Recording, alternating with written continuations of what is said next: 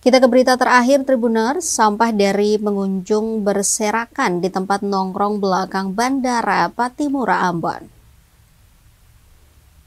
Tempat santai yang berada di belakang Bandara Internasional Patimura, Ambon sangat memprihatinkan. Bagaimana tidak, lokasi nongkrong warga untuk menikmati senja itu harus dikotori dengan banyaknya sampah yang berserakan.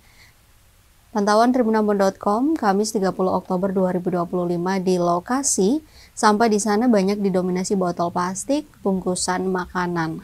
Tak hanya itu, ada juga sampah yang mengapung di laut. Pedagang gorengan Suniarti, 52 tahun, menyebutkan keberadaan sampah di sini. Kebanyakan dari pengunjung yang datang membawa bungkusan makanan dan pulang tidak membuangnya di tempat sampah. Kondisi ini diperparah juga dengan tidak adanya petugas kebersihan ataupun penjaga yang dapat memantau lokasi ini. Sunarti juga menambahkan bahwa di lokasi ini sudah ada CCTV yang dipasang, namun tidak ada peringatan ataupun sanksi yang diberikan.